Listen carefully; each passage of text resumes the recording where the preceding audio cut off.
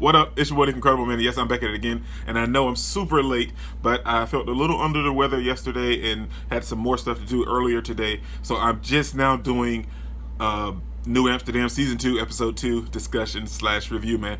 And I gotta be honest, it was another good episode. I enjoyed every single part of it. There were some wonderful moments, and then there were some moments where I was a little upset, and some moments where I teared up a little bit, and some moments where I praised everything that happened, man. So let's talk exactly about what happened this episode, man. I fumbled all over my words because I'm so happy, and there's so much going on this episode, man. Yeah. So this week's episode, we come back and we're back at the hospital, and we kind of see Max going through some stuff. And I know that I kind of mentioned that I was okay with Georgia dying, but I felt some type of way for Max this time, and I felt really sad and bad for Max because you could tell he was grieving, and he was just using everything else in this whole census to take his focus off of thinking about Georgia. And I get that because everyone grieves in their own way, but I felt bad for Max, man. This whole episode, I really felt bad for Max. And the census thing, I'm just gonna be real. At first, I thought it was the most annoying part of this episode, but at the same time, I mean, we know that's what Max is about. He always constantly wants to help any and everybody he can, but I just felt like that whole census part was just so weird and random. And like when it first happened and he called everyone into the room and he was like, yeah, let's do a census. And everybody's looking at him like, dude, please. I have work that needs to be done, and you're sitting here asking me to fill out a census. I don't have time for this. So, then we jump into the episode, man, and that's pretty much what Max was doing this whole episode. That was his whole focus, to take his mind off Georgia and everything. So that was Max's job this whole time.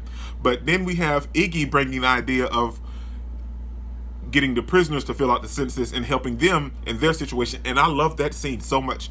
I haven't been to prison or anything, but I had an uncle who went, and seeing that whole thing transpire, I felt some type of way, and I was like, that was a nice thing to be done. And with Iggy helping the prisoners out, I like that. I enjoyed that scene tremendously, man. I thought it was very, very moving. And even the one prisoner that was causing a ruckus in the whole thing because he had a problem himself, Iggy even helped him out in the end, and he's going to be teaching other prisoners when he gets back to Riker. That was so nice, man. I love that. But then there was some moments in this whole episode that was just like twisted and was like, I know I'm going all over the place, but let's talk about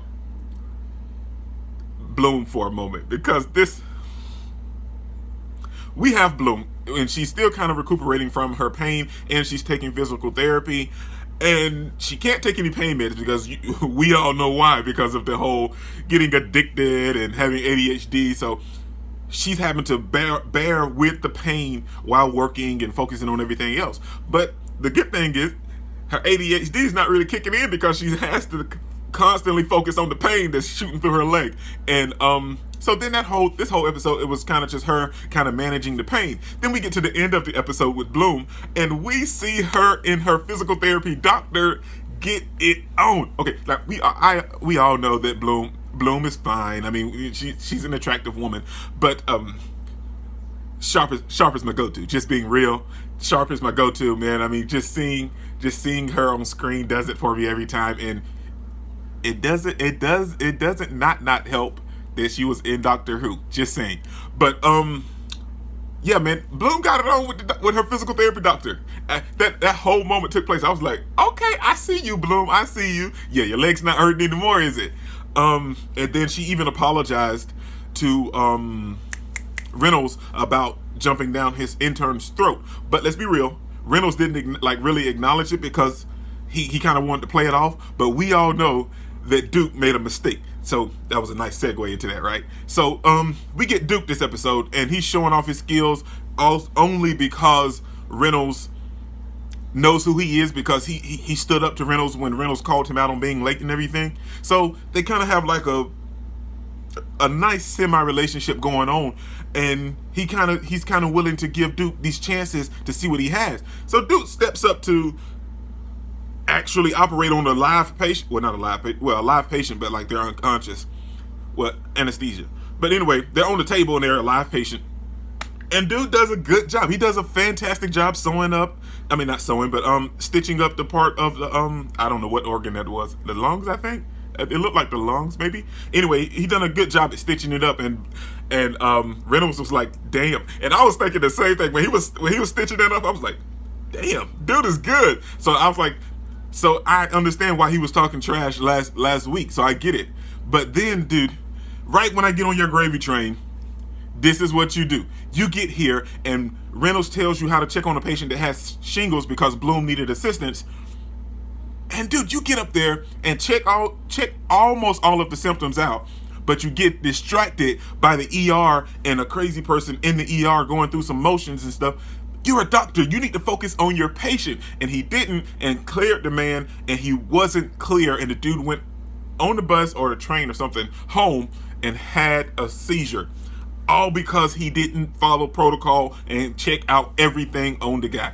But the sad thing is, because in that whole thing, when it happened, he lied. That's the thing. That's what I couldn't get past. Why did you lie? Even if Reynolds was asking you to come back, because he went back to the surgery room and went back to look in on the patient and help the patient with Reynolds to assist.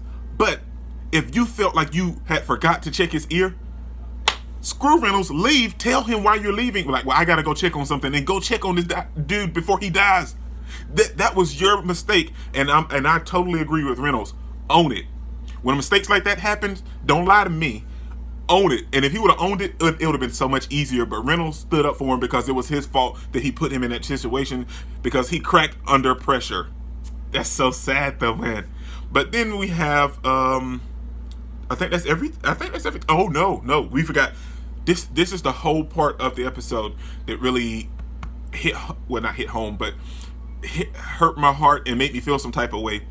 We have Dr. Sharpe talking to other patients and the her specific group of patients that Max used to hang out with about the precision targeted chemo, and about maybe they could try for it if their DNA fitted the whole sequence of it. But the thing about it is, I hate Dr. Castro. Her and Sharpe were supposed to be doing this together, and she was in there trying to take over, and everything that she was saying, she was giving. There's nothing wrong with giving people hope, but she was giving these people hope like it was going to work for them, and they had to test their DNA to see if they were even eligible. And Sharpe's group that Max used to hang out with weren't eligible. Everyone else was eligible except for those 3 patients, and the hope that they had came from Dr. Castro. Oh, it's wonderful. It's the best thing in the world. It healed Max. But that's why I hate her character so much, man. I don't even want her to be co-chair. She needs to. I wish Sharpe would tell Max about that, but she just doesn't want to, man.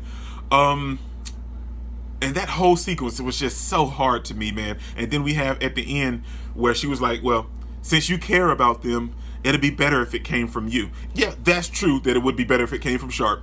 But at the same time, you built these people hopes up to super excitement level only to let them down, and Jen.